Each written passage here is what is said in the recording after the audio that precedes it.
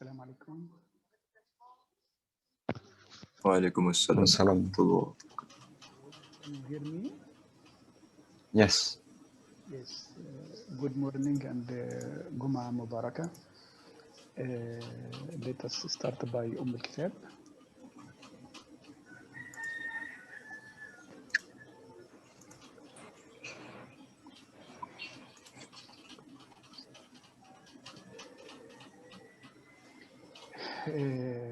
Inshallah, every one of you supposed to got about 20 minutes, okay? Because you are a big series of presentation with a good effort.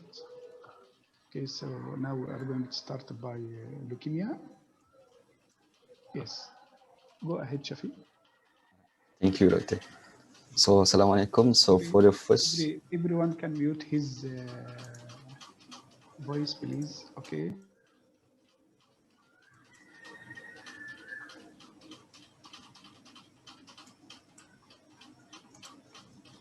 So, Assalamu alaikum. So, for the first topic for our seminar today, we're going to look first at leukemia presented by me. So, here will be the outline for my presentation, starting with definition all the way to acute myeloid leukemia management. So, as for definition, leukemia is defined as a group of malignant disease in which genetic abnormalities in a hematopoietic cell give rise to unregulated clonal proliferation. This is based on Nelson Textbook of Pediatrics, the 20th edition. As for epidemiology, this is based on Malaysian National Cancer Reports from 2007 to 2011. And it stated that leukemia is the 6th most common cancer in Malaysian population, and acute leukemia is the single most common form of malignancy in children. And it is the most common cancer among the age of 0 to 14 years old, and among the races in Malaysia, Malay had the highest rate, followed by Chinese and Indian in both sexes. And lastly, about 70% of leukemia acute lymphoblastic leukemia, and about 80% is non-lymphoblastic leukemia. And as for etiology, the main causes of leukemia is fairly unknown, and it most probably caused by multifactorial. So genetics and environmental factors can play an important role in the development of leukemia. As for genetics, the first one is chromosomal abnormalities or mutation. For example, like translocation of any gene.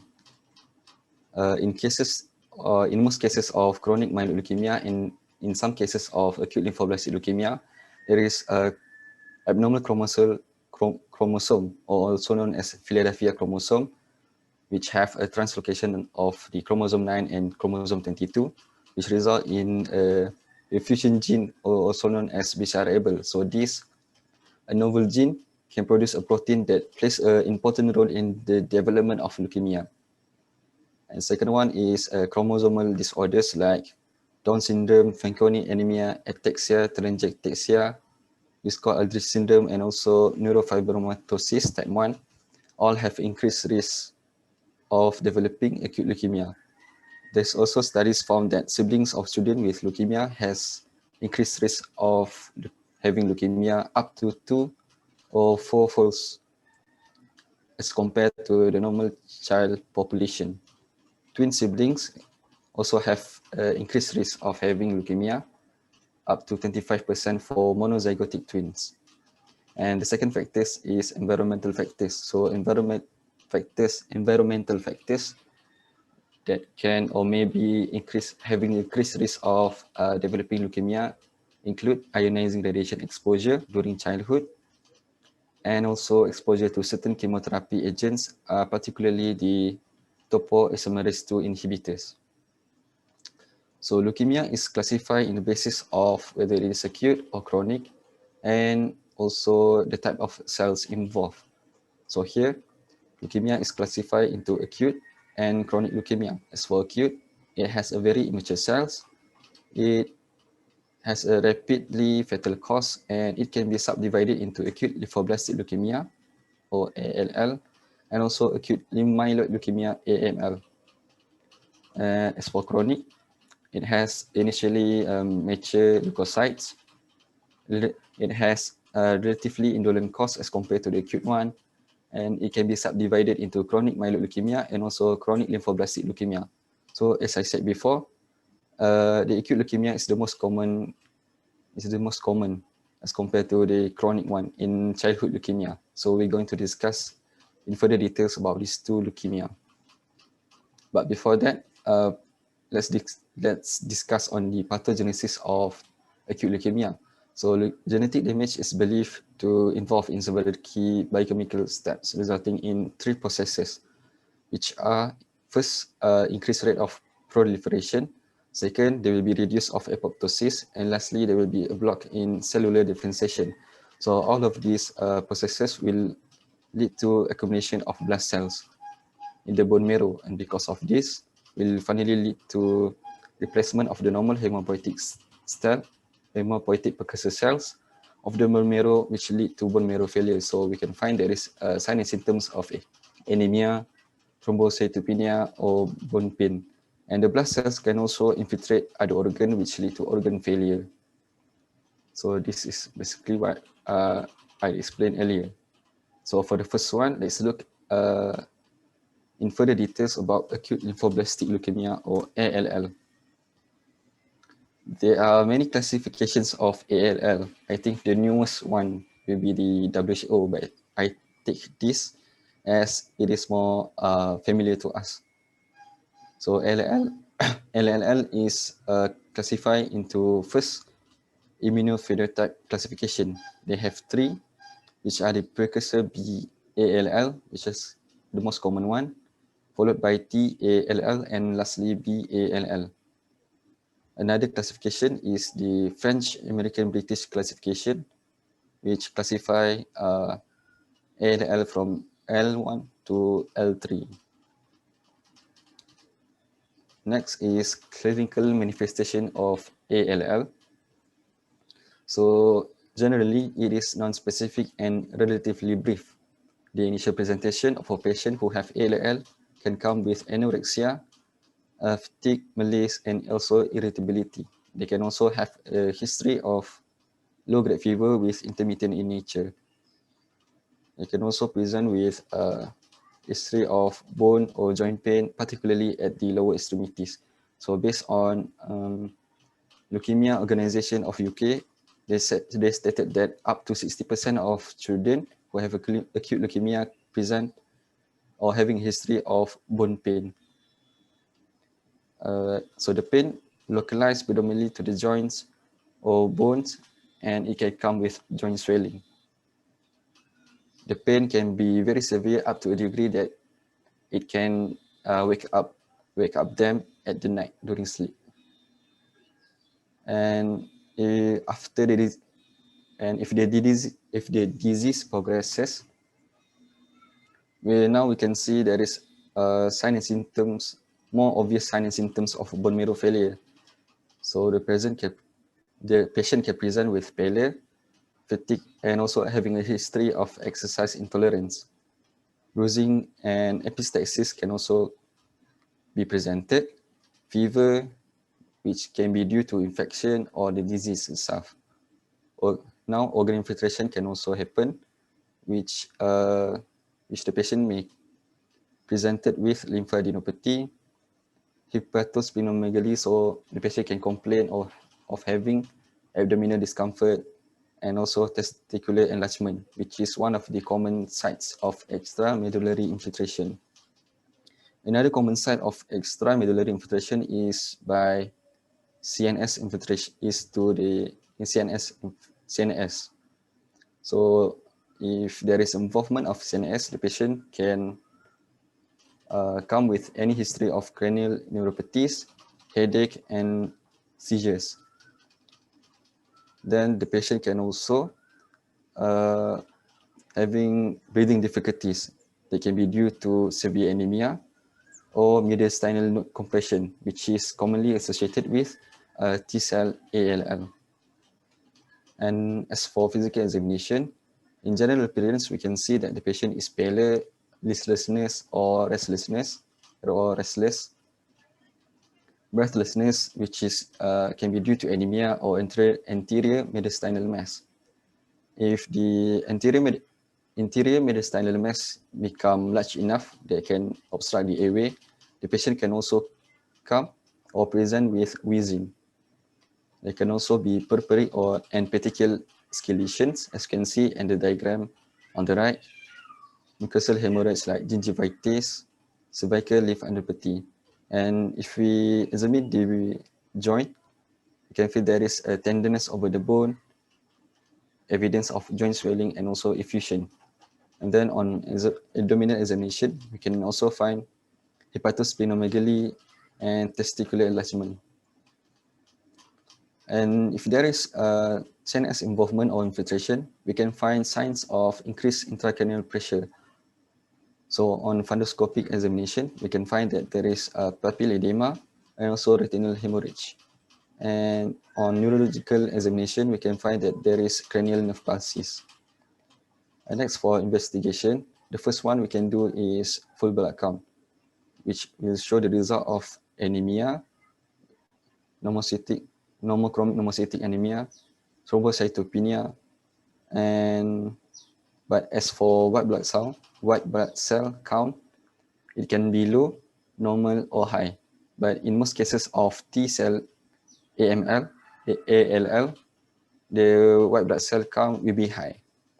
And then we can also observe the peripheral blood smear to find any immature blood cells present. But in most cases, it is fairly difficult to find blood cells in the peripheral blood smear.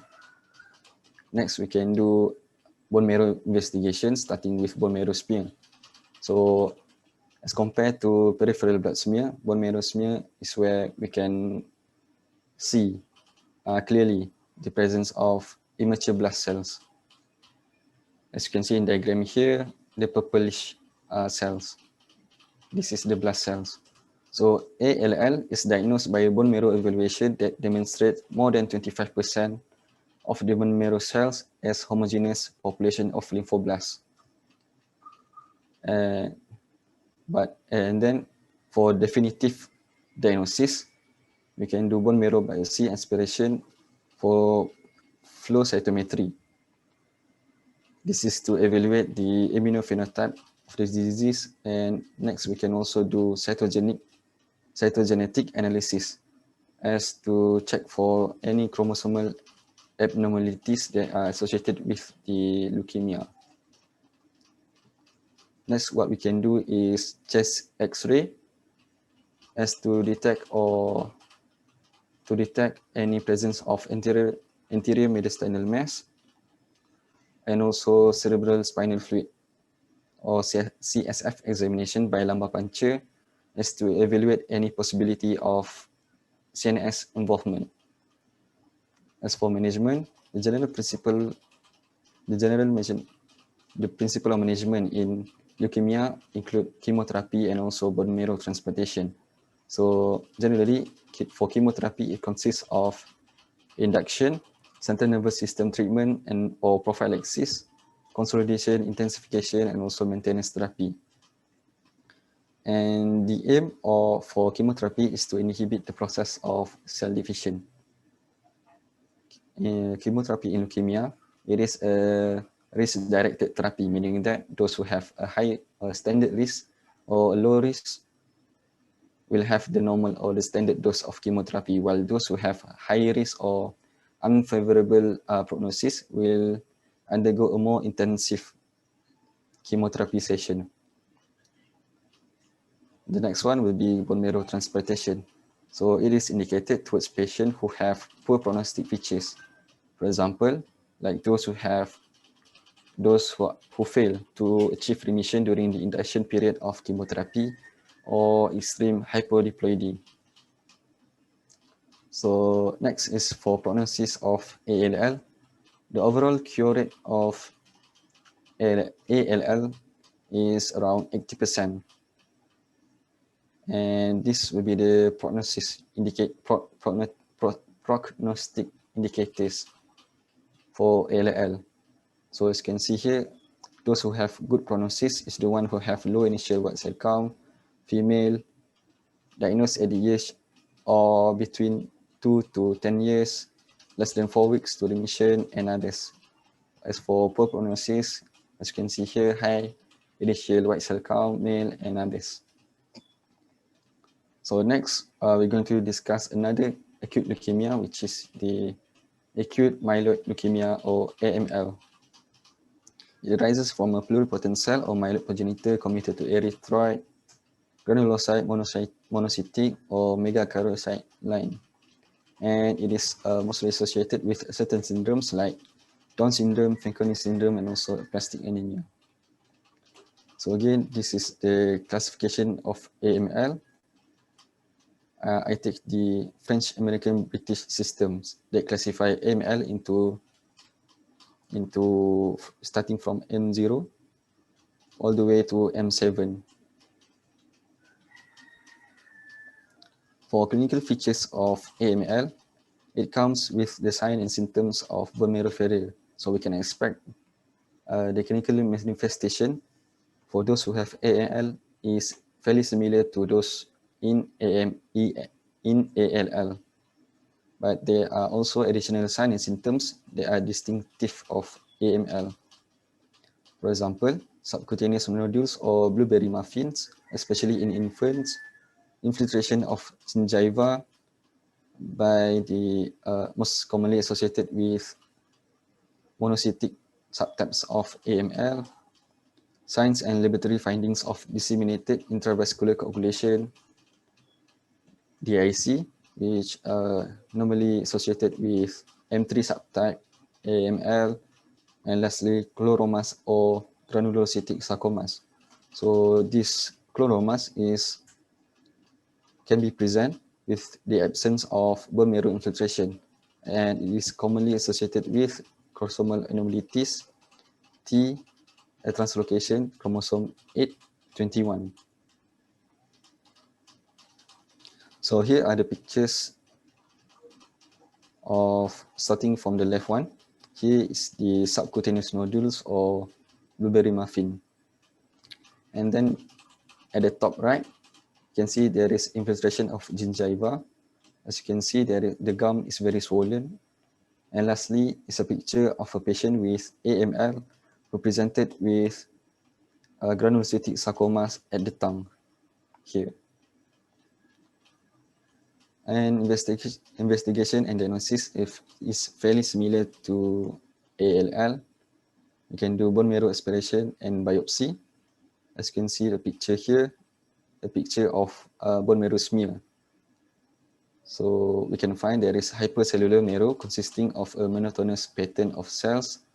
Bone marrow must contain more than 30% of blood cells and blood cell containing outer rod. So outer rod is the one that, as arrow, as you can see at the arrow here pointing at a rod inside the blood cells. So that is the outer rod, which is a characteristic of myeloid blood cells. And then for definitive diagnosis, you can also do flow cytometry and spatial staining to identify myeloid peroxidase containing cells. So this can confirm that it is myeloid in origin, also the diagnosis.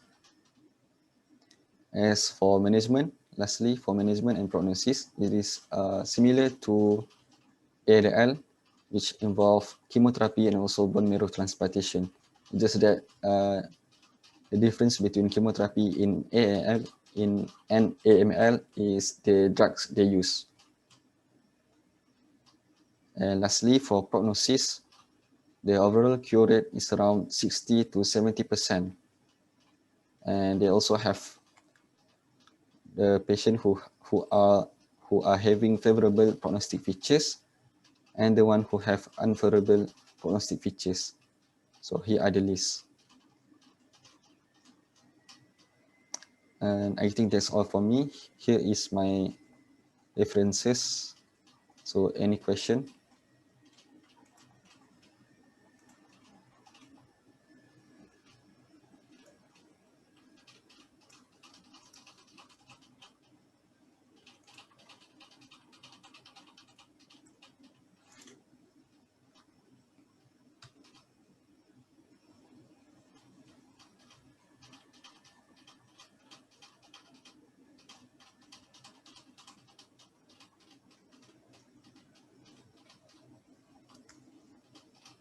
So any question?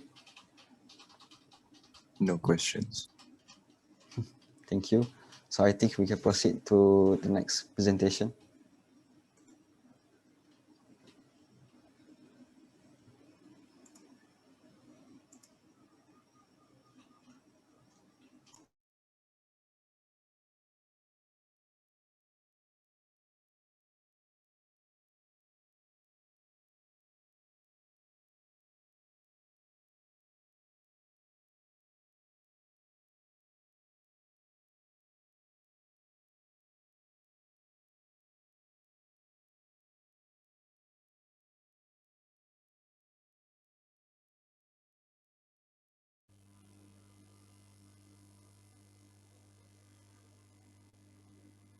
Okay, can we proceed with the next presentation?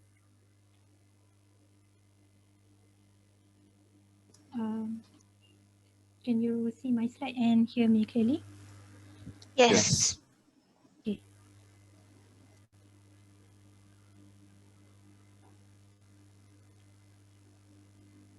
Okay, Bismillahirrahmanirrahim. Assalamualaikum warahmatullahi wabarakatuh. My name is Faizan Rafika binti Firdaus. Inshallah, today I will be presenting the topic lymphoma. Okay, so this is the outline of my presentation. I will be explaining from the overview, pathogenesis, clinical features, up until the complications. Okay, so first we will start with the overview. So lymphoma can be defined as the replacement of normal lymphoid tissues, of normal lymphoid structures by the collections of abnormal or malignant lymphoid cells. So basically, it is the tumor that originate from the lymphoid tissue. Okay, so lymphoma can be classified as non-Hodgkin lymphoma or Hodgkin lymphoma. For non-Hodgkin lymphoma, it is variously derived from B cell progenitors, T cell progenitors, mature B cell or mature T cells. And as for Hodgkin lymphoma, it is defined by the finding of Reed-Sternberg cells, or also known as Hodgkin cells. Okay, so for the subtypes of lymphoma, non-Hodgkin lymphoma can further be divided into either the tumor is either aggressive or indolent, but among the common subtypes of non-Hodgkin lymphoma seen in pediatric patients are Burkitt lymphoma, diffuse large B-cell lymphoma, lymphoblastic T-cell or B-cell lymphoma, and anaplastic large cell lymphoma. Meanwhile, for Hodgkin lymphoma, it is further divided into classic Hodgkin lymphoma or nodular lymphocyte predominant Hodgkin lymphoma. And for classic Hodgkin lymphoma, it is further divided into 4 types depending on the histological appearance. It can be either nodular sclerosis, mixed cellularity, lymphocyte rich, or lymphocyte depleted. Okay, so for the epidemiology, in Malaysia, lymphoma is the most common cancer in the 15 to 24 age group, and it is the third most common cancer in children below 14 years old, according to the Malaysia National Cancer Registry. The median age at the diagnosis is 10 years old, and the incidence increase with age. It is rare in infants where the incidence is less than 1%. It is more common in males compared to females. As for the subtype, for non-Hodgkin lymphoma, the B-cell lymphoma is more common compared to the T-cell lymphoma. And for Hodgkin lymphoma, the classic HL comprises of most of Hodgkin lymphoma, which is about 90%, while another 10% are the nodular lymphocyte predominant Hodgkin lymphoma. Okay, so just like other types of malignancies, the etiology of lymphoma is unknown and not fully understood, but there are several identified risk factors. The first one is infection, where there has been a certain infection that is associated with the development of lymphoma, such as EBV, HIV, human herpes virus, hepatitis B, and C, and CMV. Also, the state of immunosuppressed is associated with lymphoma, such as in patients with inherited immunodeficiency states, AIDS, and patients that had undergone stem cell or organ transplantation. And the third risk factor identified is autoimmune disorders, whereby patient with disorders such as SLE, Sjögren's syndrome, and autoimmune thyroid disease were associated with high risk of developing lymphoma. So for the pathogenesis, first we will look at the pathogenesis of non-Hodgkin lymphoma. So in non-Hodgkin lymphoma, there is the activation of the proto-oncogenes or the inactivation of tumor suppressor genes by the mechanism of chromosomal mutation, oncogenic viruses, or cytogenetic lesions. So this will further result in the progressive clonal expansion and immortalization of the B cell or T and or NK cells. So remember, non-Hodgkin lymphoma, the B cell lymphoma is more common than T cell lymphoma. So about 85% of non-Hodgkin lymphoma is from B cell origin, while another 15% from T or NK cells. And the tumors can be characterized by the level of differentiation, the size of the cell of origin, the origin cell's rate of proliferation, and the histologic pattern of growth. So the general rule is that lymphoma that proliferate in nodular pattern is less aggressive compared to lymphoma that proliferate in diffuse pattern, and lymphoma of small lymphocytes are less aggressive than lymphoma of large lymphocyte, although there are several exceptions. Okay, so for the pathogenesis of Hodgkin lymphoma, so remember Hodgkin lymphoma is defined by the finding of red stem cells. It involves multiple mechanisms. So the first one, it involves mutation that cause the transformation of B lymphocyte as they are undergoing maturation. There is also autocrine and paracrine signaling by the red stem cells, which are the malignant cells, which then attract inflammatory cells. And the inflammatory cells will support the proliferation and survival of the Hodgkin or red stem cells. It is also associated with gene amplifications, primarily with chromosome 9, which lead to the deregulation of the genes that contribute to the development of lymphoma. And there is also protection of the malignant cells from the immune destruction. So for red stem cells, they are found to be developing from mononucleated progenitor cells. So these cells are found to be dividing, and then they subsequently refuse together and grow to become multinucleated giant cells. So the characteristic of RS cell is that they are large, measuring about 15 to 45 millimeter. They can be bilobed or binucleated or multinucleated. They have abundant amphophilic cytoplasm, meaning that they stain both basic and acidic dyes. They have large prominent eosinophilic nuclei, and it is described as owl eye because the shape of the cell is like the owl eye. Okay. So moving on to the sign and symptoms.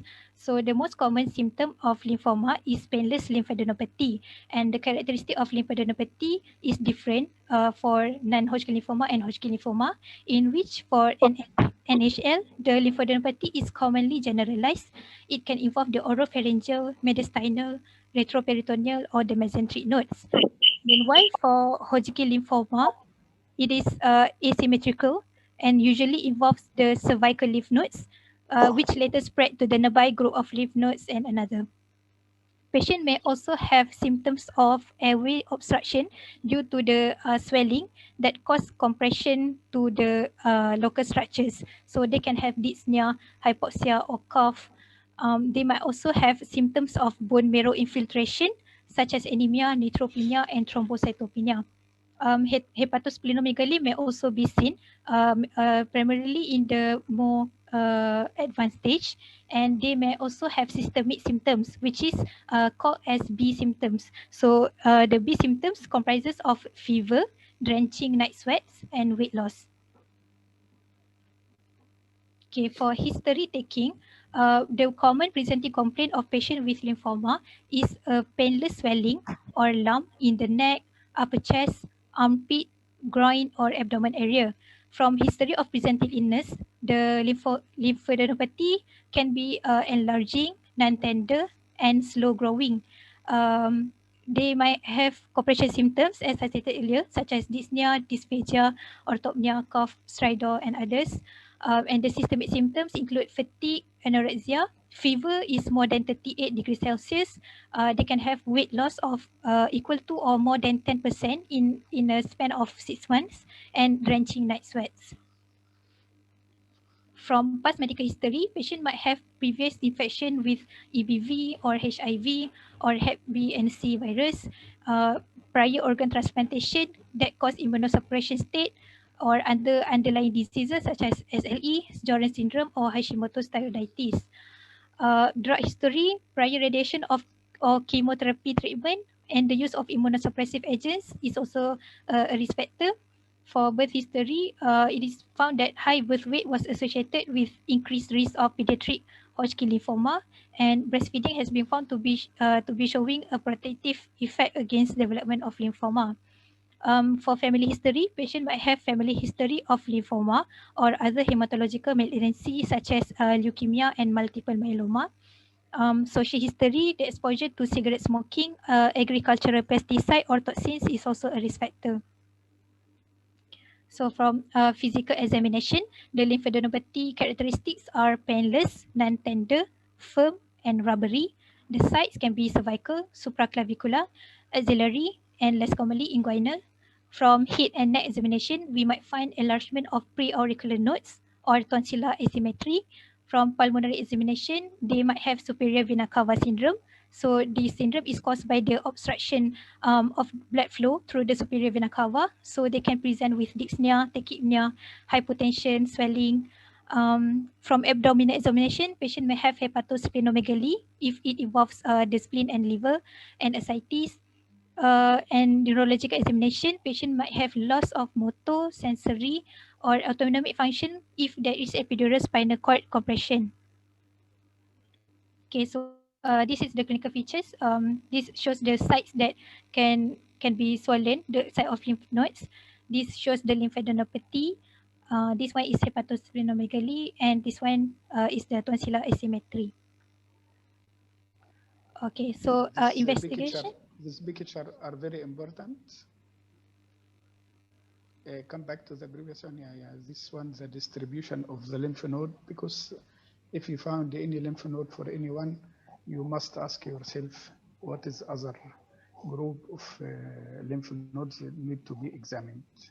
And remember that spleen may be considered a large lymph node. Okay. Okay, good.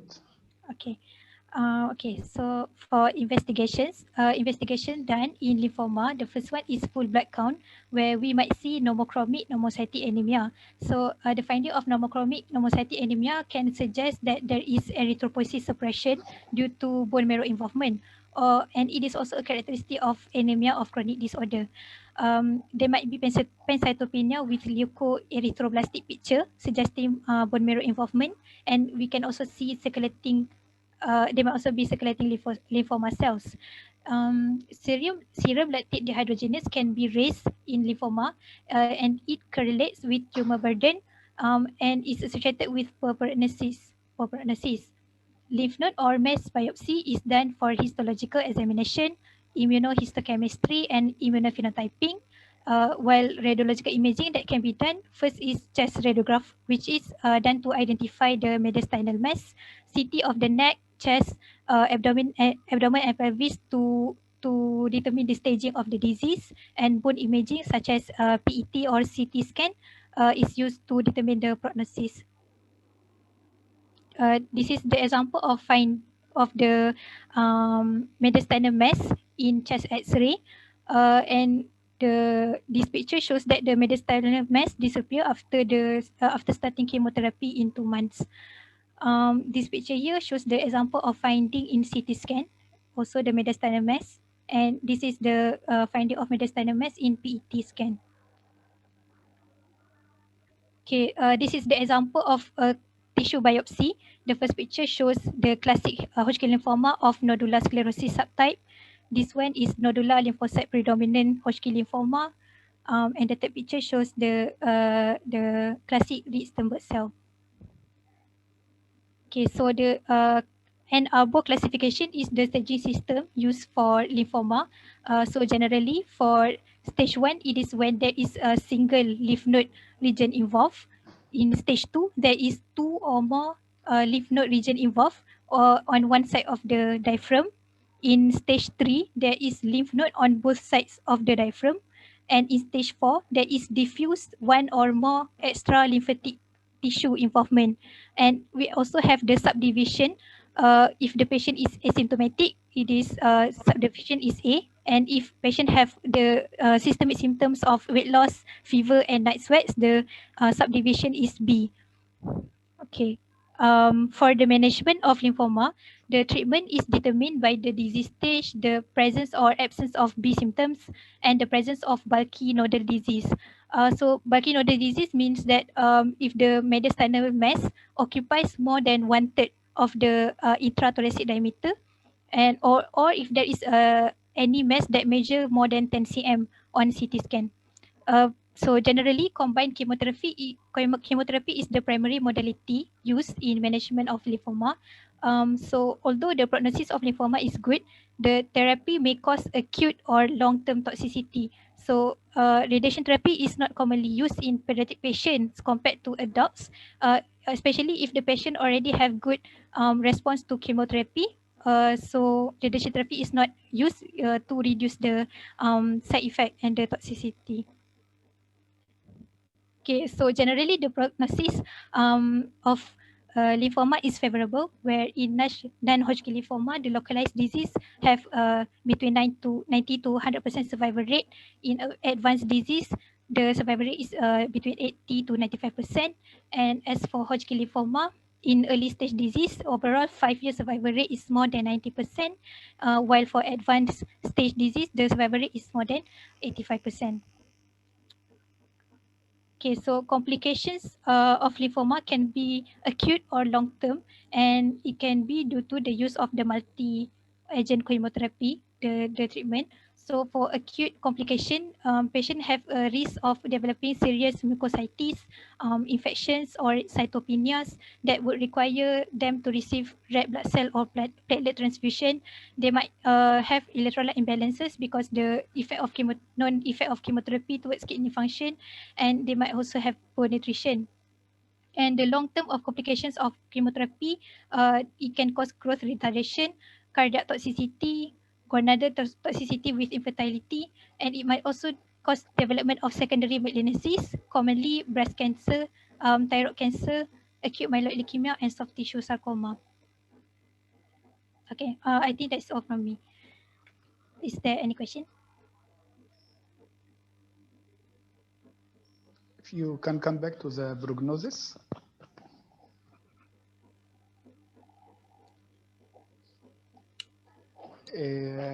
This slide are very important for us because if you are going to diagnose any patient with malignancy, we have many points to be remembered. Number one, the early diagnosis. No need to leave the patient until he became late stages, okay?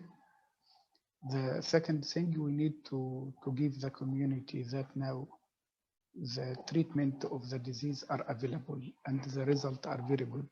And this is your job in the future to be able to put, if you are going to give the family bad things, you are able to put a good thing beside that.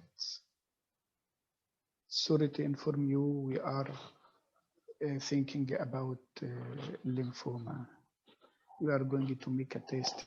When they come to you, you must speak to them. This test looks positive, but I would like to inform you that the prognosis is like that. It may be better than some viral, some infection like COVID, like that.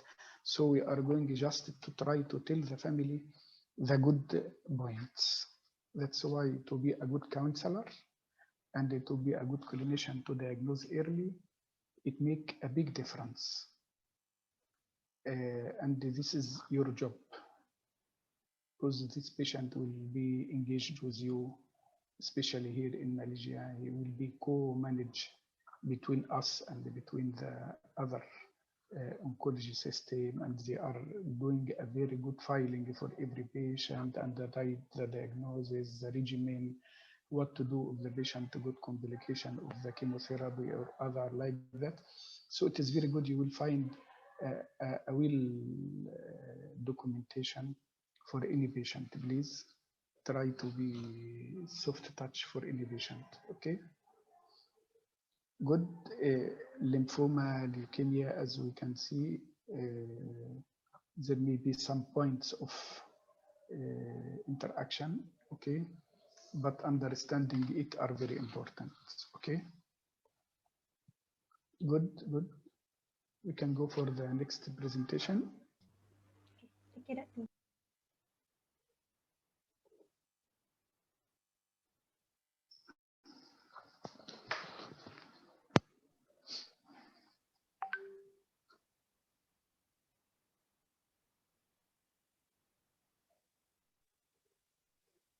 Sorry, the internet in the hospital sometimes is interrupted. Okay.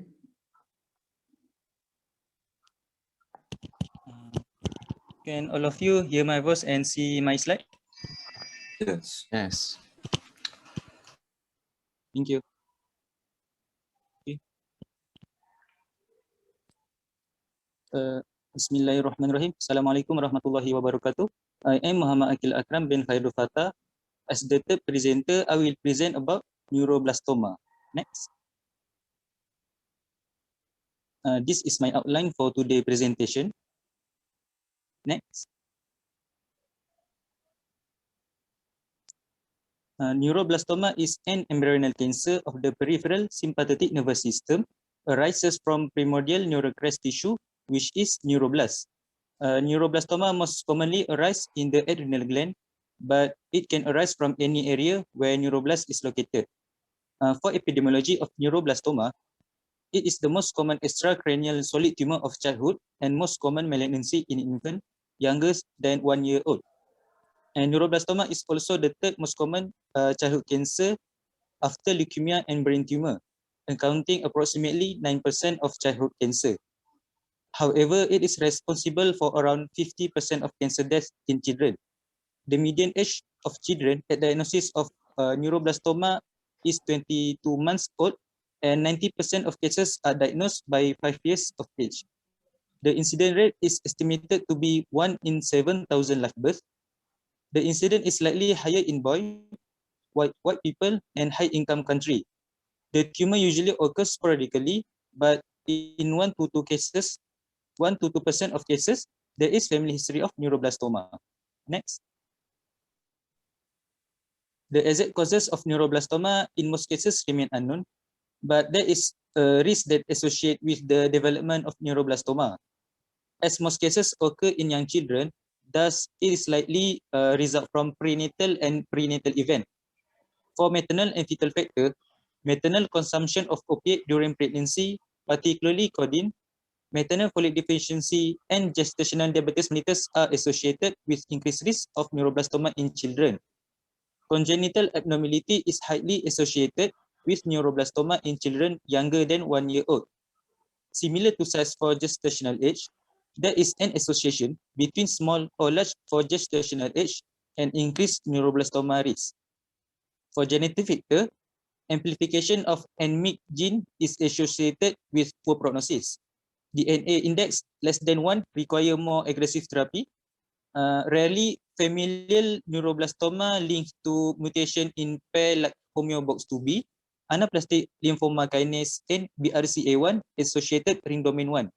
So it is important to us if there is a family member diagnosed with neuroblastoma during history taking. For chromosomal abnormality, loss of heterozygosity commonly found in neuroblastoma and associated with poor prognosis. Deletion of the short arm of chromosome 1 is the most common chromosomal abnormality present in neuroblastoma. Biological factor associated with neuroblastoma is expression of nerve growth factor receptor, which is TRKA, TRKB, and TRKC. high expression of TRKA and TRKC correlate with good prognosis. However, TRKB associate with poor prognosis. Neuroblastoma is also associated with other neurocrash disorder, such as Fishbone disease, central hyperventilation syndrome, and neurofibromatosis type 1. Next. The pathogenesis that induce neuroblastoma remain poorly defined. However, it is believed that neuroblastoma arises from neural crash precursor that undergo transformation secondary to events that lead to block developmental differentiation. Disruption of developmental process combined with oncogenic factor such as NMYC amplification and ALK gene mutation can lead to neuroblastoma development. Next. Sign and symptom of neuroblastoma reflect the site of tumor and extent of metastatic disease. For metastatic spread, it is more common to occur in children older than 1 year old at diagnosis, or occur via local invasion, hematogenous, or lymphatic route. Neuroblastoma may metastasis to multiple organs, most common to the liver, bone and bone marrow, lymph node, and to the skin. Lung and brain metastasis are rare. Next. Most common presentation of neuroblastoma is abdominal pain or mass. Usually, the tumor is at renal origin. The tumor can cause compression to the bowel and bladder that may lead to constipation, incontinence, and rarely intestinal obstruction. If the tumor compresses the blood vessel or lymphatic drainage, it can cause scrotal and lower extremities edema. Thoracic tumor may cause dysphagia due to compression to the esophagus. Stridor and cough occur due to airway obstruction. Large thoracic tumor may be associated with mechanical obstruction that cause SVC syndrome. Paravertebral tumor result from tumor invades spinal canal through intervertebral foramen. It can cause back pain, lower extremity weakness, loss of bowel and bladder control due to spinal cord compression, which is an oncologic emergency condition. Next. Bone metastasis can cause bone pain, limping, irritability, and more prone to bone fracture. Bone marrow infiltration may lead to weight loss, malaise, failure, PTK, fever, and patient may have persistent infection. Children with neuroblastoma can present with neurologic sign and symptom. Neuroblastoma originating in the superior cervical ganglion can result in Horner syndrome, especially in infants younger than 1 year old. The feature of Horner syndrome are meiosis, which is pupil constriction, ptosis, dropping of upper eyelid, heterochromia, different color of iris, and hydrosis, and sometimes with neck mass. Patient with neurologic involvement should be treated urgently to avoid permanent neurologic sequelae. Neuroblastoma can be associated with paraneoplastic syndrome of autoimmune origin, which is opsoclonus myoclonus ataxia syndrome. It occurs around 2% of children with neuroblastoma. Patient may experience rapid, uncontrollable jerking eye and body movement, poor coordination, and cognitive dysfunction. Next. For skin involvement, papules or subcutaneous nodule can be distributed over the entire body, and the lesion is described as firm, bluish red, and non-tender nodule. If the patient has severe skin involvement, the term blueberry muffin baby may be used. Ophthalmologic sign may indicate orbital bone involvement.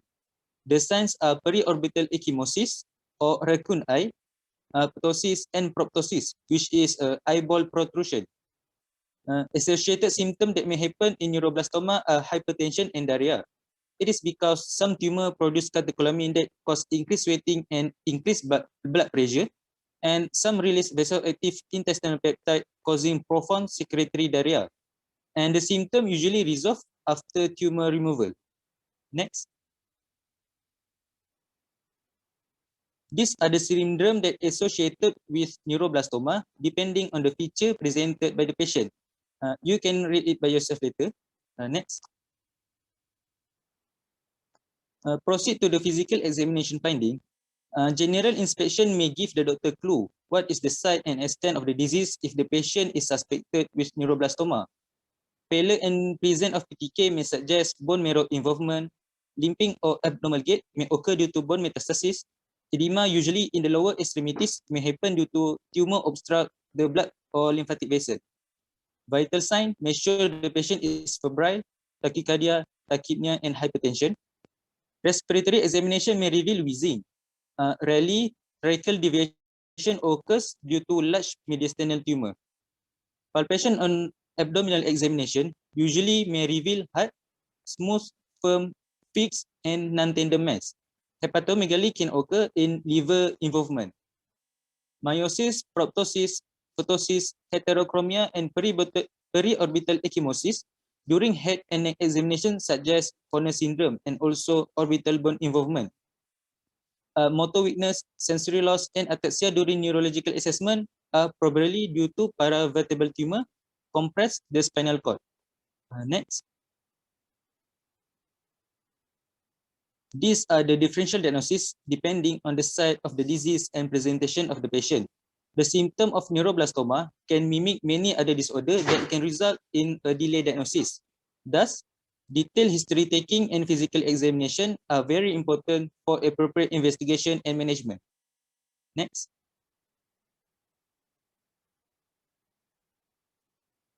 For investigation of neuroblastoma, full blood count showing anemia, neutropenia, and thrombocytopenia may suggest bone marrow infiltration.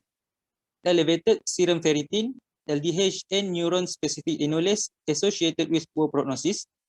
Serum electrolyte in patient with diarrhea should be conducted to detect any electrolyte imbalance. Renal profile and liver function tests can be performed to evaluate renal and liver function. Urine test should be obtained to detect any presence of tumor marker. It is because 95% of neuroblastoma produce catecholamine metabolite, which are vanillyl mandelic acid or homovanillic acid. The presence of this tumor marker can help to confirm the diagnosis of neuroblastoma. Biopsy of the primary tumor or bone marrow biopsy and aspiration in patients who are suspected to have bone marrow metastasis is required for definitive diagnosis by histologic confirmation.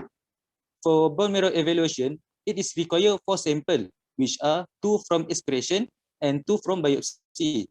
If any of the 4 assays demonstrate tumor cell, the bone marrow is considered positive for disease. All 4 assays must be without evidence of tumor for the bone marrow to be considered clear or negative. If tissue biopsy or bone marrow aspirate and biopsy is positive, further evaluation for status of the NMYC gene and DNA ploidy should be performed. 123 meta-iodobenzyl guanidine scan is required to evaluate for metastatic bone disease in patient diagnosed with neuroblastoma. Technetium-99 bone scan used to evaluate bone metastasis. It is helpful in patient with negative 123 MIBG study. Most current therapeutic require both MIBG and bone scan. On plain radiograph, the appearance usually non-specific, showing thoracic or abdominal mass, and also calcification of the tumor. CT and MRI scan is performed to evaluate for the primary tumor site and extent of metastatic disease. Ultrasound is useful for prenatal diagnosis and may show heterogeneous mass and calcification in neuroblastoma. Next. A definitive diagnosis of neuroblastoma requires one of the following conditions. First, unequivocal histologic diagnosis from tumor tissue by light microscopy with or without immunohistochemistry, electron microscopy, or increased catecholamine. Or the second one, if there is evidence of bone marrow metastasis on aspirate or trephine biopsy with concomitant elevated catecholamine. However, neuroblastoma can be diagnosed without primary tumor biopsy if small round blue tumor cell is observed in bone marrow sample and level of tumor marker are elevated in the urine. Next.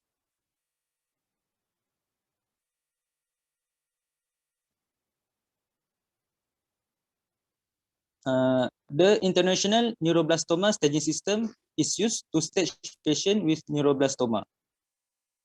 Next.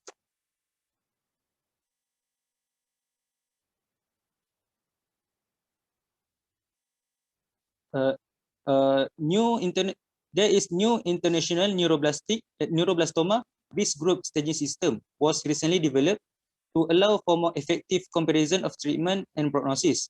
The classification divided the risk into 3 groups, which are low risk, intermediate risk, and high risk group. Next.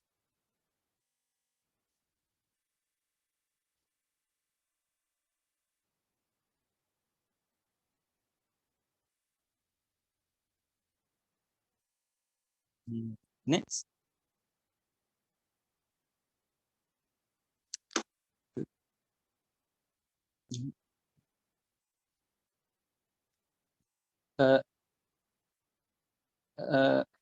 Backward.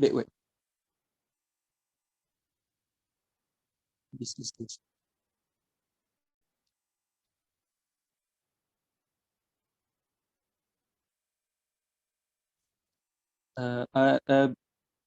Slide before. Okay.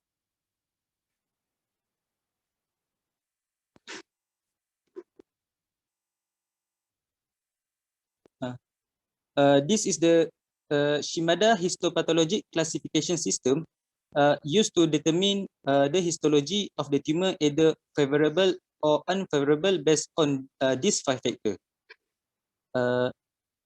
Next.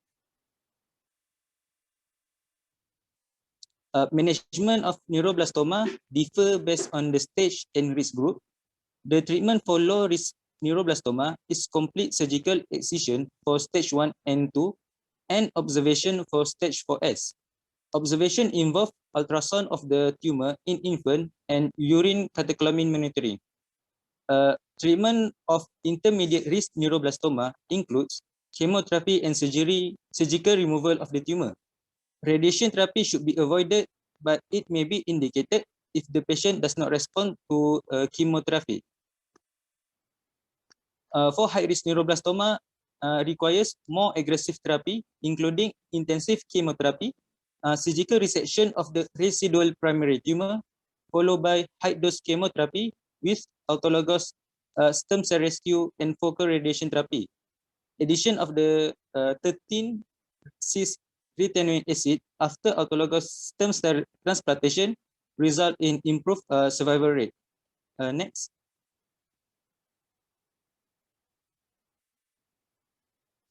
This table shows summary of the management with the survival rate after the management. For low risk, intermediate risk, and stage 4S neuroblastoma, usually they have a good prognosis and survival rate is around 90%. But for high risk neuroblastoma, even with the intensive management and intensive chemotherapy, usually the survival rate is less than 50%. Next. For complication of neuroblastoma, spinal cord compression may cause irreversible neurologic deficit, and it is an oncology emergency. And patients with opsoclonus myoclonus syndrome may suffer from developmental delay and mental retardation. Aggressive chemotherapy and radiation therapy used to treat high-risk neuroblastoma may result in complications such as phototoxicity, nephrotoxicity, growth problem, and second malignancy. Myelosuppression and immunosuppression may lead to risk of bleeding and infection. Next. These are my reference. That's all from me. Thank you.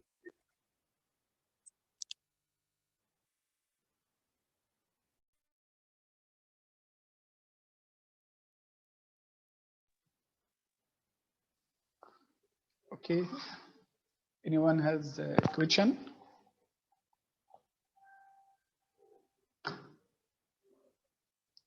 So an important lesson to us is that medicine is not only infection, because some doctors still thinking that every patient come to them are infection, is it pneumonia or septicemia or meningitis or peritonitis or even chronic infection like TB or like that.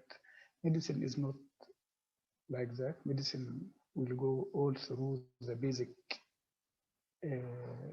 science about the pathophysiology of the diseases, which can be malignancy, okay? And even with malignancy, we must know which part can be the trigger for malignancy, and either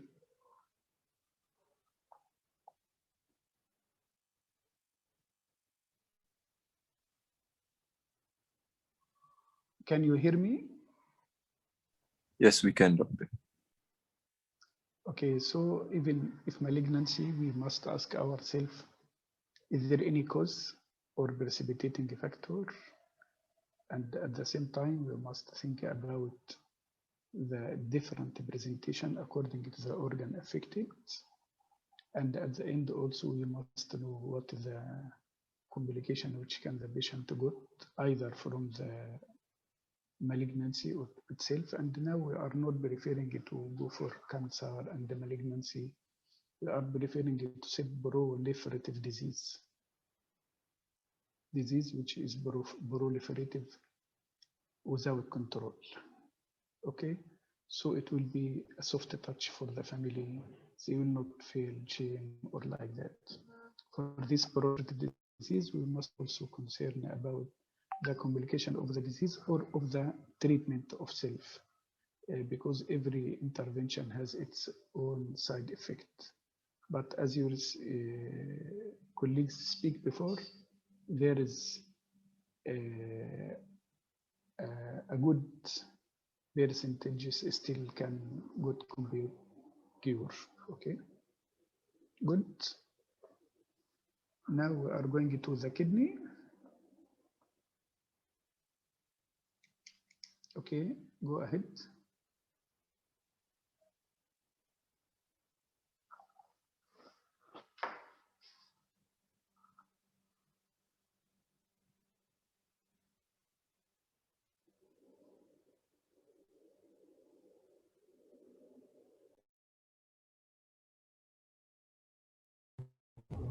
Okay, Bismillahirrahmanirrahim. Assalamualaikum warahmatullahi wabarakatuh. My name is Nur Azrin Farhana, and today I'll be presenting regarding neuroblastoma. So these are the outline for my presentation today. So firstly, we start with the introductions, checking the overview, the definition, and also epidemiology of neuroblastoma. So overview, the neuroblastoma, also known as Willem's tumor, WT in short, and Willem's tumor is taken, the name was taken after the person who first described this condition in 1899, where he is named as Dr. Max Willems. And yeah, the neuroblastoma is actually, you can know the definitions just by the word itself. Nephro means the kidney, blast mean the blastomal cells, and oma is the malignancy condition. So neuroblastoma is the kidney tumor which originates from blastomal cells. In certain cases, in Willem's tumor with blastoma with 3 combination of cells, such as blastomal, stromal, and epithelial cells, we call it as triphasic nephroblastoma. And this kind of histology will be shown later in the investigation. So Willem's tumor is the most common primary malignant renal tumor in children, and it was originates from the blastomal cells, which is the embryonal renal tissue that involves in the kidney development. And as it is the most common primary renal tumor, and it was other renal tumors are very rare. And this tumor is considered as the most common type of cancer in children, the 4th most common type of cancer in children. Willem's tumor usually are found unilateral, which only involve the one kidney, but it can be bilateral in 7 out of every 100 children. As this tumor is a malignant tumor, it can be metastasized to other parts of the body, and the most common sites of metastasis would be in the lungs, regional lymph nodes, liver, and others. So the epidemiology of Williams tumor, the annual incidence is about 7 to 10% of cases per million of children aged below 15 years old. And this Williams tumor account for 6 to 7% of all childhood cancers. Williams tumor almost exclusively found in children, but it can be found in adult also, but very rare. And majority of the cases are diagnosed before 5 years of age, with a median age of 3.5 years. And yes, as I said before, it was very rare seen, especially after 10 years of age. Okay, so next one is to look for etiology and pathogenesis of Williams tumor. The etiology of Williams tumor, usually the cause is unknown because majority of the cases affecting healthy children, which is not associated with genes mutation and syndromes. But however, it is believed to occur caused by mutation in genes responsible for normal genitourinary development.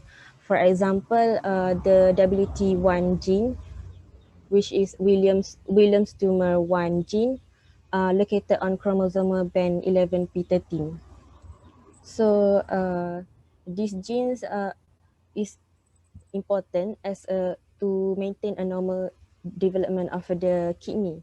But then because of this mutation, this will result in Williams tumor and also other abnormalities in developmental of the baby. So the other genes at chromosome 11 that can affect that is WT1, WT2, and PAX gene. As you can see in the diagram on the right side, so these are there are two genes that are located in 11p13, which is WT1 and PAX6. So usually this gene can have mutations together. So they tend to have Williams tumor patient tends to have syndromes, combined syndromes, which associated with Williams tumor. Most cases of the Williams tumor are sporadic, and rarely patients have family history. So for pathogenesis, Williams tumor 1 gene is a tumor suppressor gene, as you can see here. When there is mutation of the Williams tumor 1 gene, like for example, deletion of the part of the gene, it can lead to loss of functions of the genes. So this can lead to abnormal proliferation of the metanephric blastomal cells, and the cell will start to continuously regenerate and developing and cause Williams tumor. So here are another risk factor for the Williams tumor. So as I said before, it is also associated with family history, but this is very rare. But when patient had family history of Williams tumor, they had higher risk to have bilateral disease. And the other risk factor is associated with African American race. This is based on the study from the United States, where they shows that African American race had a higher risk to get Williams tumor compared to the Asian American race. So the clinical presentations of Williams tumor in history, we would encounter with patient who had like asymptomatic abdominal mass, and this is often found as incidental findings from mother or the children itself. It is asymptomatic as it can be painless, but less commonly, it can lead to abdominal pain. The second common presentation would be gross hematuria. And the less common presentation would be abdominal pain, anemia due to hemorrhage of the tumor. The patient can also have hypertension because of a renin secretion due to the tumor compressing the renal cells, and which can lead to renin secretion. The patient also might have constitutional symptoms such as fever, anorexia, and weight loss. And less commonly, they can have UTI, varicocele, or even respiratory symptoms such as shortness of breath and cough, which shows metastasis to the lung. Okay, so for physical examination, and generally we would see the patient commonly appears asymptomatically, so they don't have any pain. But on palpation of the abdomen, usually we encounter with a palpable abdominal mass, such as in the diagram, and there is abdominal distension. And on examination, we should not palpate the mass too vigorously because this can lead to rupture of the large tumor. And other signs to check for a Williams tumor is that we should look for clinical features of syndromes associated with Williams tumor, because usually Williams tumor comes with presentation of syndrome, with other developmental syndromes such as Weger syndrome, Beckwith-Wiedemann syndrome, and other syndromes which are more rare.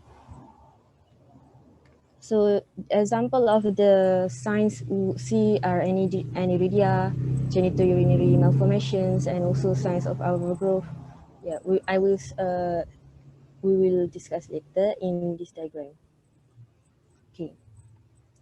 So usually for Weger syndrome, Weger means W is Williams tumor, A for aniridia, G is for genitourinary anomalies, and R for retardation.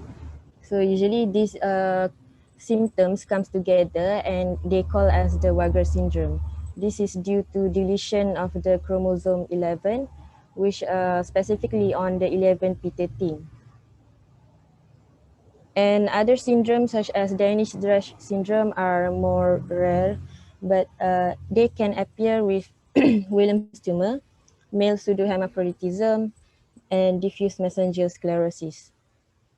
Patient might also have Beckwith-Wiedemann syndrome, which appear usually with organomegaly. They tend to have macroglossia, which is the enlargement of the tongue.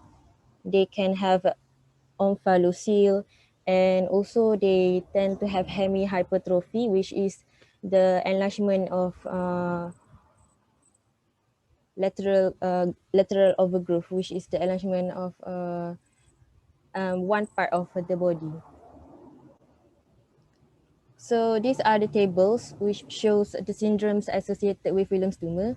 You can see that the most syndrome associated is Weger, Danish-Dresch, Beckwith-Wiedemann. So they have their own clinical characteristic, and the genetic anomalies which depend on the chromosome 11 and other also and other also genes can be associated.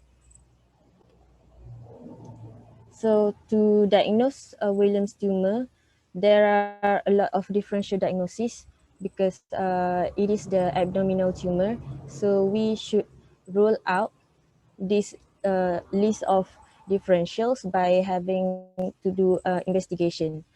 The only way to diagnose Williams tumor is to do a biopsy and also to do imaging studies.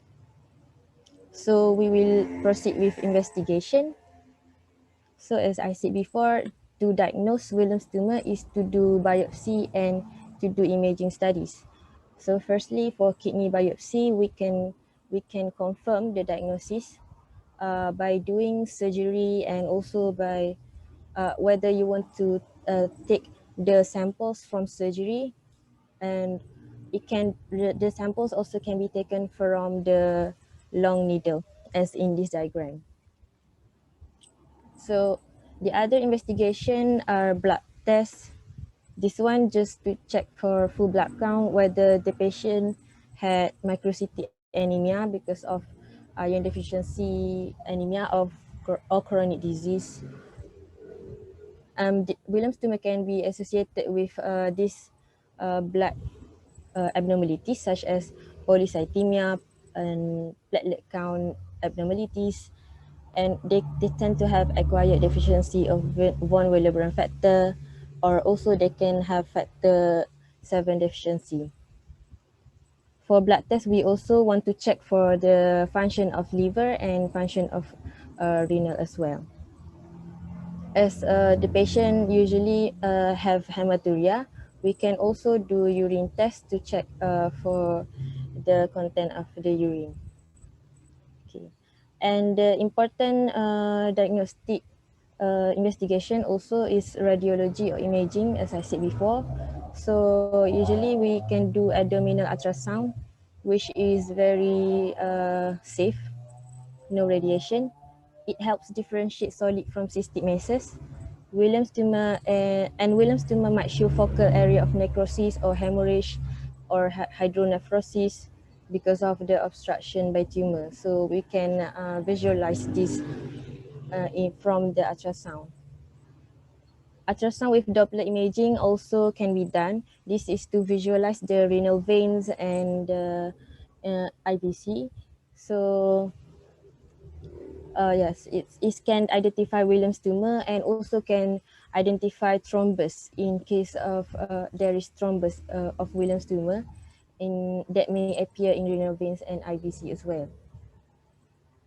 CT scan of abdomen can also be done. This is very helpful to define the extent of disease, to know the metastasis, and to check for the integrity of contralateral kidney. MRI also can help to check for any invasion of blood vessels, especially metastasis in the blood vessels near the kidney. Chest X-ray can be done to check for lung metastasis. Bone scan and brain imaging also we do to check for any metastasis to the part, to the bone or to the brain. So this is the example of biopsy and biopsy. So in the first diagram on the left is to show you how is the appearance of trifacet nephroblastoma. So when we check for biopsy, we look for the cell types, which is the blastomal cells, and it can appear with stromal and epithelial cells as well. For abdominal CT scan, these are the example of a very big left nephroblastoma, and this tumor can be very large, which is more than 10 cm, because the kidney is the retroperitoneal organ, so it can extend very big before the clinical symptoms occur. So next one is for staging. Staging is to assess the distant metastasis. We want to check for initial tumor resectability, and we want to know the function of the contralateral kidney, whether we want to proceed with what kind of surgery and how to manage the patient later. So these are the tables regarding the staging of Williams tumor. And basically for stage 1, the tumor still confined to the kidney and can be resected completely. And for stage 2, the tumor already extend beyond the kidney, but not on the lymph nodes. For stage 3, there is metastasis to the regional lymph nodes, and also can be found a gross microscopic tumor can also be found, maybe due to rupture of the tumor. For stage 4, it already there is already hematogenous spread, and usually to the lung, liver, bone, brain, and others, and lymph node as well. For stage 5, it is involving bilateral renal tumor. So next one is the management. For Malaysia, there is no certain guideline for Malaysian management in Williams tumor because it is quite rare in Malaysia. So for in the globally in the United States and UK, usually they use these two major types of guidelines, which are Children's Oncology Group and International Society of Pediatric Oncology. So these guidelines actually have quite similar, but usually for COG it was focusing more upfront surgery prior to initiating treatment. Meanwhile, SIOP recommends pre-operative chemotherapy before doing the surgery.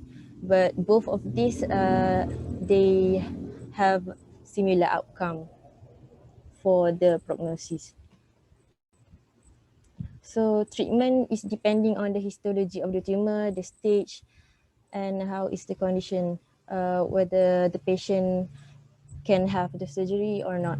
So the most common one, we do surgery, and in surgery such as radical nephrectomy or partial nephrectomy, depending on the what stage of the patients. And for the treatment of Williams tumor, surgery and chemotherapy we combine together is just shows a good prognosis and patient cure from the treatment. They usually don't need radiation therapy because for radiation therapy it was more restricted to person with a more advanced disease. Usually surgery and chemotherapy is enough to cure Williams tumor. For complications and prognosis, complications of Williams tumor usually is due to the consequence of treatment type and intensity, because depend on how much the doctor use radiotherapy and anthracyclines, which is the chemotherapy use. So it depends on the intensity as well. And the complications are that have clinical significance are like musculoskeletal effects that have cardiac toxicity, pulmonary disease, renal dysfunction, and others, development of second malignant neoplasm as well. So usually Williams tumor had a very good prognosis. This is because nowadays we have improved in the diagnosis and also treatment for Williams tumor. And the cure rate for Williams tumor of having good histology already exceeds 90% right now. But it would be a very poor prognosis if patient have a relapse in Williams tumor. So that's all for Williams tumor, neuroblastoma. So here are my references. Okay, so is there any question?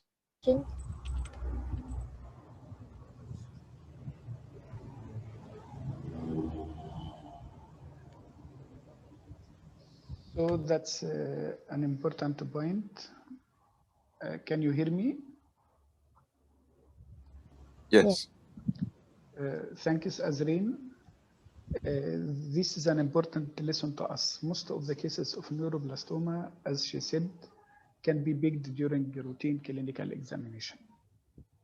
And I feel that abdominal examination need to be practiced more and more by you from the first day of your clinical practice.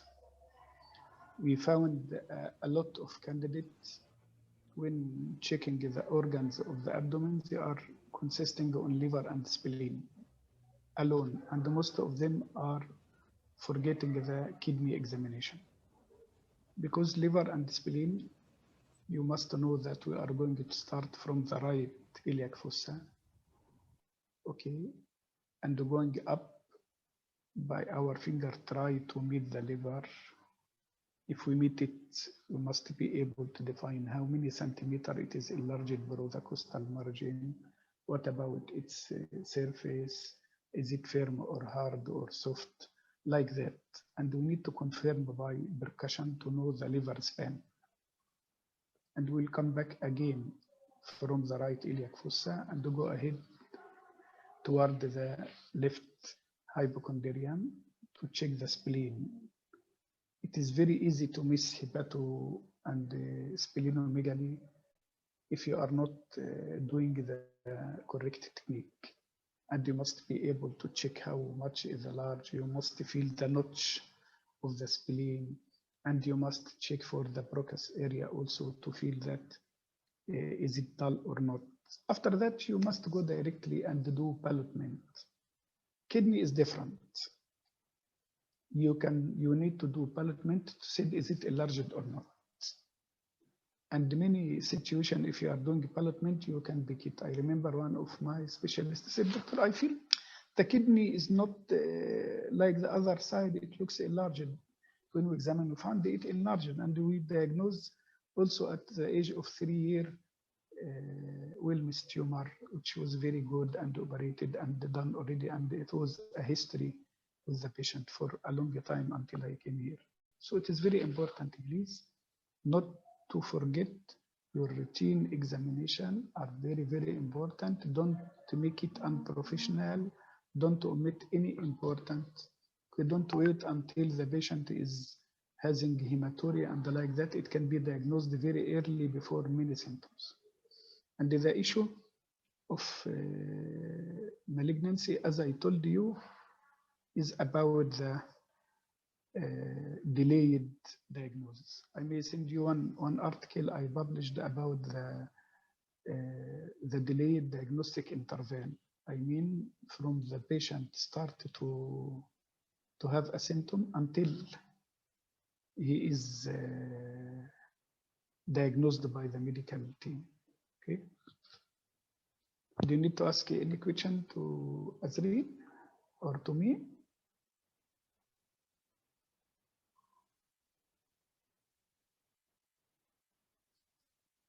Okay.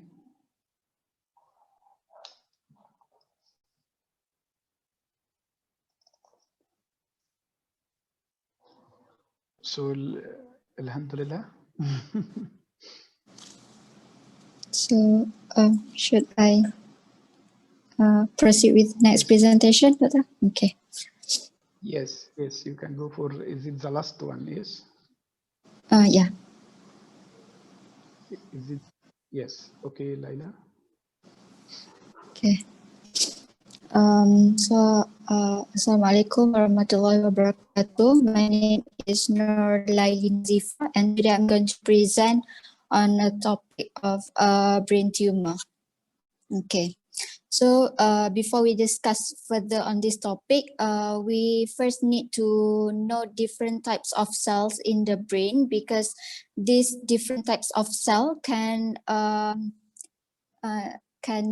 give rise to different types of brain tumor. So first we have a neuron cell, which is the working cell or a specialized cell that is designed to transmit information to other cells. And then we have the glial cells, which comprises of microglia, oligodendrocyte, astrocyte, Schwann cell, and also epidermal cells. And basically, the common cells that the brain tumor arise from is astrocyte, oligodendrocyte, and also epidermal cells. Okay. So brain tumor also being classified into the location of the brain where the tumor arises. We have supratentorial tumor and also infratentorial brain tumor, and this two part of the brain is separated by tentorium cerebelli, where if the tumor grows above the tentorium cerebelli, we call that as supratentorial brain tumor. And the common types of tumor in supratentorial brain tumor is astrocytoma, and for infratentorial tumor is when the tumor grows below the tentorium cerebelli, and usually it will grow in the cerebellar and also brain stem, which is the medulloblastoma and also brain stem glioma. Okay, so this is some of the common brain tumor in pediatric cases, where, like I said before, we have the non-glial tumors, which is the neuron arise from the neuron cell, and also glial tumors, which arise from the glial cells, like astrocytes, ependoma, and so on. Okay, so statistically, hematological tumor such as leukemia and lymphoma is more common in children compared to brain tumors. But however, recently the percentage of brain tumor cases in pediatric cases increased to almost 50% from only 20% in 1975 to 2000. And usually the brain tumor is almost always primary rather than metastatic in pediatric compared to in adult. The brain tumor is usually metastatic and rarely primary. And like I said, commonly the tumor are infratentorial, which located below the tentorium cerebelli, and in some cases, like in medulloblastoma, the male is more affected than female, but in other cases the ratio is the same in male and female. Okay, so this is a study in conducted by University Science Malaysia that record the frequency of brain tumor in Malaysian population, and based on the age group, we can see that the common common tumor is astrocytic tumor, embryonal tumor, and mesenchymal or non-meningothelial tumor, and this is consistent with the statistic from other countries such as in UK and US. Okay, so in most cases of the brain tumor, the exact cause is not known, but it is likely to involve an interaction between the environmental factors and also the susceptibility of the host. The environmental factors can be due to the viral infection or exposure to radiotherapy and so on, and family history of brain tumors or family history of genetic syndromes may increase the risk of brain tumor in some children, but it is not common and only occur in 5% of the cases.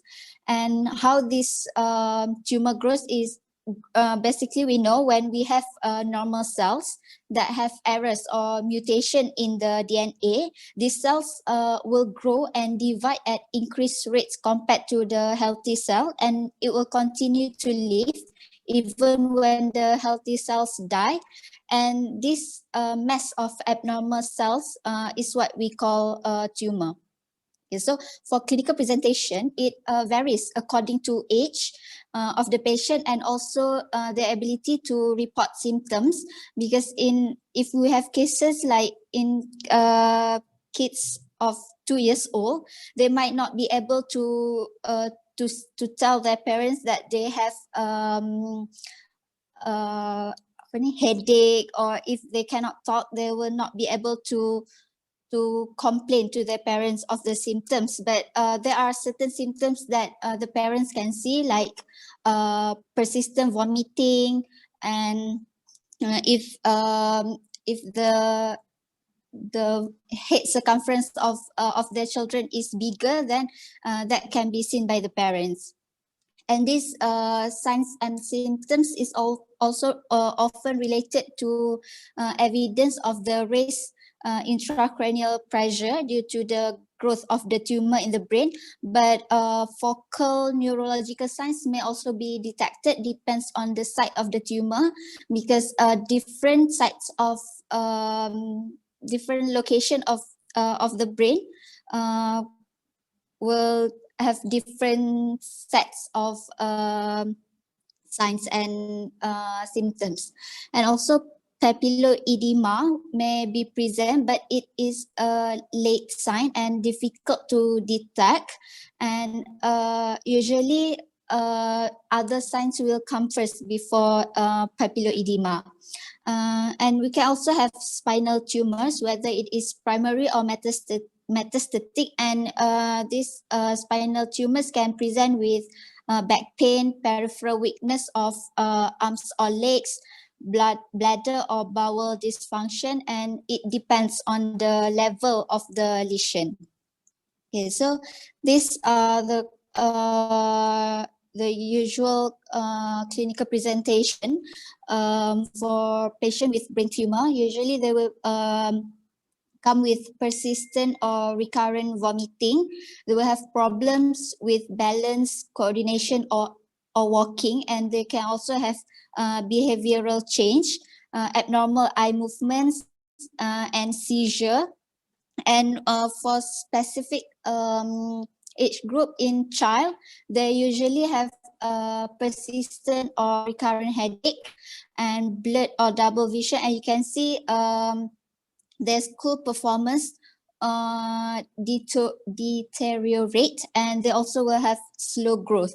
And for infants, since you cannot exactly they cannot exactly tell you that they have headache, you can see that they are often lethargy, like poor feeding, and they have progressive increase in the head circumference due to the growth of the tumor, and they have suppression of suture, bulging frontal, and also they will have developmental delay.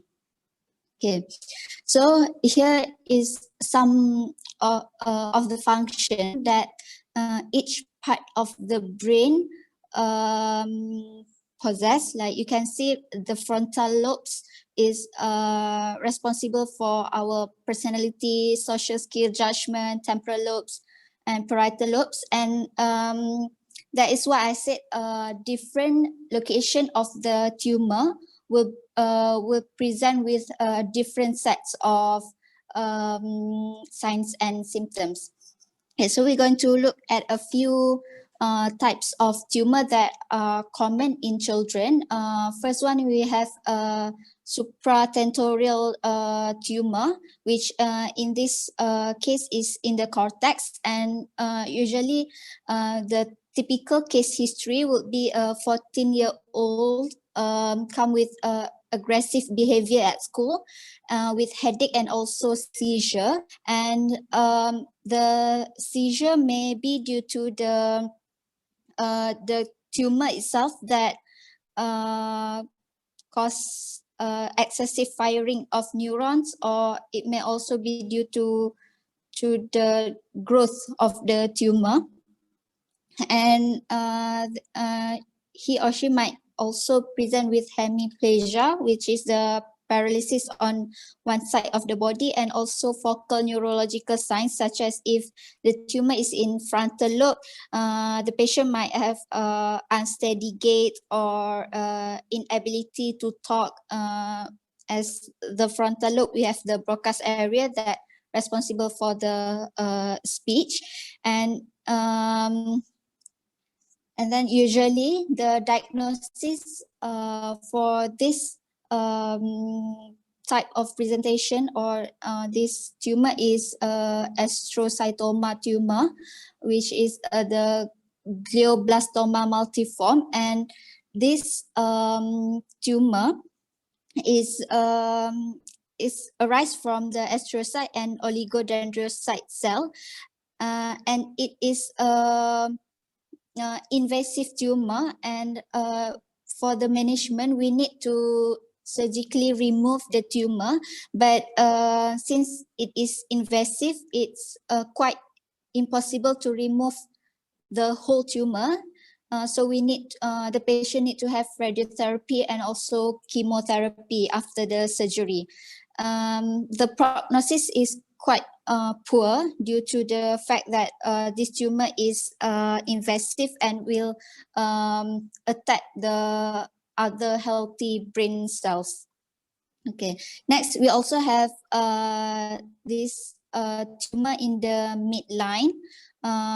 In this MRI scan, it is in the pituitary gland, and the clinical features of this type of tumor is usually visual field loss, the bitemporal hemianopia, due to the tumor compress the optic chiasm and cause loss of visual.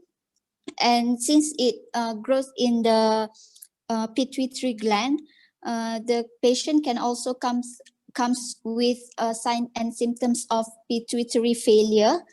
For example, like growth failure due to decrease in the growth hormone production, and also diabetes insipidus due to ADH hormone production, and so on. And the typical case history is a 10-year-old complaining of headache, vomiting, poor growth, and struggling to see the board at school. Okay, so usually this diagnosis for this tumor is craniopharyngioma, and it's almost always benign, so we can have the surgery to remove the tumor, and it have a good survival, but risk of long-term visual impairment and lifelong complex pituitary insufficiency will this patient will have this risk. Okay. Next, we also have tumor in the cerebellar and fourth ventricle. For this, in the cerebellar and fourth ventricle, usually it is a medulloblastoma. The diagnosis is usually medulloblastoma, and it is a malignant and invasive tumor, and the clinical features is due to the raise of intracranial pressure, which then this tumor will block the fourth ventricle. And as we all know, the fourth ventricle is for the flow of the CSF.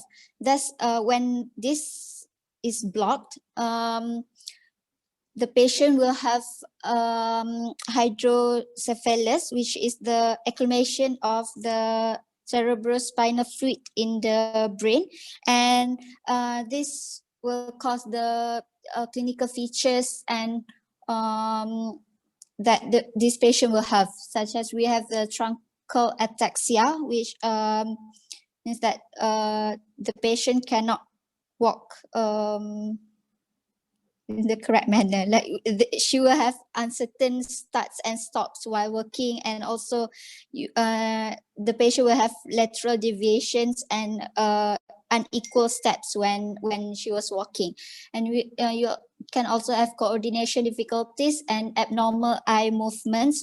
Usually you will have a convergence squint where your eyes will turn inwards. So the typical case history is 3-year-old vomiting in the mornings, unsteady on his feet, and also new set of convergence squint. And like I said, this type of tumor is malignant and invasive. So surgery will be done to remove the tumor, but chemotherapy and radiotherapy will be needed to clear the tumor that was not able to be removed through surgery, and the survival rates are improving with 5-year survival in about 50%. Yeah, and last one, we have the tumor in the brain stem, and this is the most fatal tumor, if I might say, because this tumor, for example, in this patient, the tumor is in the pons area, and this is usually the type of tumor which we call diffuse intrinsic pontine glioma, DIPG, and it typically will spread through the nervous system and through the brain stem, and this the clinical features will usually be cranial nerve defects, pyramidal tract signs, cerebral signs, and but there is often no risk intracranial pressure, and since the pons area is a location where a lot of nucleus is being is located, so this type of tumor is usually have very poor prognosis, and the management is also mostly palliative radiotherapy, which is to treat the symptoms rather than remove the tumor, because it is hard to remove the tumor in this area. Prognosis report, usually the patient will only have 6 to 9 months to live. Okay, so for investigation, the tumor is best characterized on MRI scan, and we usually use CT scan to the high radiation that CT scan can give to the patient, and also CT scan will also cause a few tumor CT scan can detect, and persistent in children or in relation with eye scan. So if you have persistent back pain, you need to refer patient for MRI scan. And also, when I have magnetic resonance spectroscopy to examine the biological activity of the tumor, and also, like I said, some tumor can metastasize within the CSF, and also lump is required to treat this in order to manage this. But we must remember that lung puncture cannot perform without neurological advice. There is suspicion of raised intrapressure due to there might be herniation if we do lumbar puncture in this patient. Okay, so before manage patient with tumor, we need the grade of the tumor, and since a brain do not have like we cannot use the TNM grade tumor, so WHO have come up with a different grade for brain tumor, which we have 2 grade, low grade and also high grade. Low is in the grade 1 and 2. Usually this is least malignant, or some can be benign. But is malignant, it is relatively slow growing, and the management might via surgery alone, where if you remove the tumor, then the patient good prognosis and can continue to live as usual. But in high grade, which is grade 4, this types of tumor is the malignant type, where the management is just surgery. You have to follow up with radiotherapy and also therapy after the surgery, because these types of tumor already invade different part of the brain, and the surgery might not remove all types of the tumor. So we have different types of in different grade, and management. The first treatment is usually surgery, which aimed at treating the hydrocephalus. And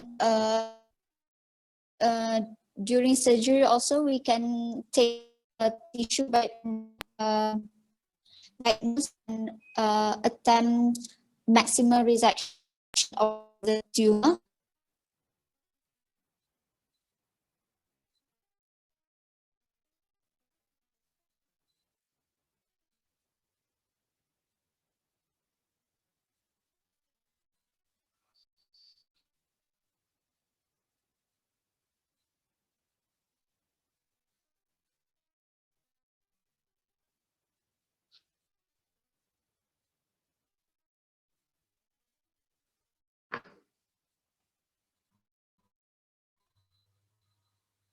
Where is your voice? Hello?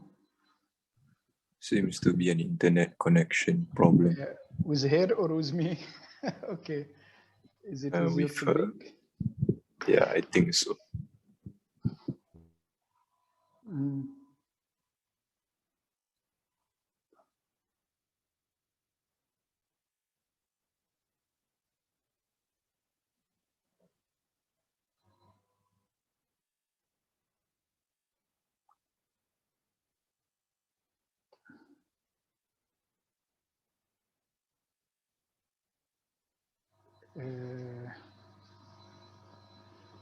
Okay, now we can realize. I sent you just one topic about the diagnostic interval for malignancies like brain tumor, which are very important to try to diagnose it early. I remember sometimes we have rush of cases like brain tumor. It came to us one time about 5 cases within a very short time. One of them was diagnosed. Can you hear me? Yes, we can. One of them was diagnosed as what is this intermittent abdominal pain and headache, and they diagnosed him as cyclic vomiting. They stayed about more than 1 year getting this up symptomatic treatment, and then like that until we did just the CT for him and the MRI, found a brain tumor. Unfortunately, when he referred for surgery and they cannot rebulk all the tumor, because they found if they remove all the tumor, they need to remove the optic chiasm, which will leave the child completely blind. So they did their best job and sent him for chemotherapy. That's why our job number one to understand, okay, the issue of different pathology for the diseases, we can say, not to omit any possibility of diagnosis, especially for every malignancy. There is a red flag signs.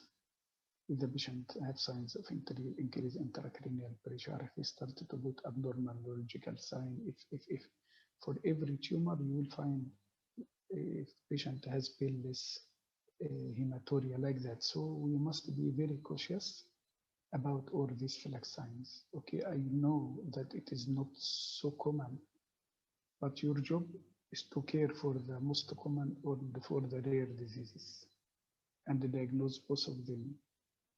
Okay. Still, Layla cannot open.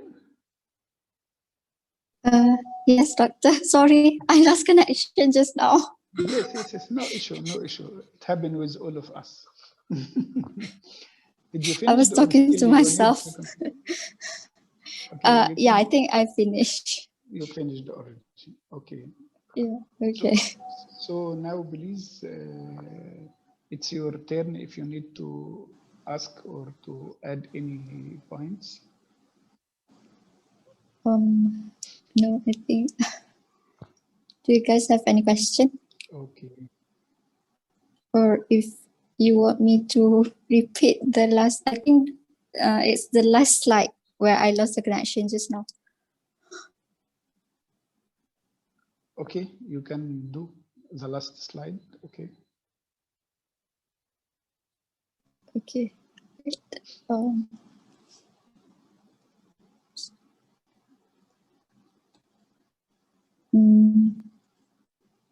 Here, the management. Do you guys listen to this part before, where I explained this, or no? So I was just talking like the management is the first management is usually we do surgery, which we aim at treating the hydrocephalus. We take a tissue to diagnose the types of the brain tumor, and also we try to resect as much tumor as possible, and we also can do biopsy, but in some cases the anatomical position of the tumor, for example in the brain stem, means that we cannot do biopsy or the biopsy is not safe, so we just don't do. And even tumors which are histologically benign, we say benign, can also threaten survival due to the fact that it grow on location that can cause fatal to the patient. And the use of radiotherapy and chemotherapy will be varies with the tumor type and also the age of the patient. Okay, so yeah, that's all. Okay. Okay, thank you all for your presentation. I will drop your marking it to your colleague, and hoping to see you inshallah live soon. Concentrate in preparing yourself about the clinical examination flow, please. You must be able to restart directly if you ask it to examine the heart, the chest, the abdomen, the nervous system, whatever. You must know what are you going to do. 1, 2, 3, 4, 5, 6 until you finish. Okay. Thank you, and Guma Mubaraka for you, and ask Allah to protect you and all your lovely from this bad diseases. Inshallah, and Inshallah. see you again. Assalamu alaikum. Thank you. You are welcome. Waalaikumsalam. Thank you, doctor. Assalamu alaikum. Doctor. Thank you, doctor. Thank you, doctor. Goodbye.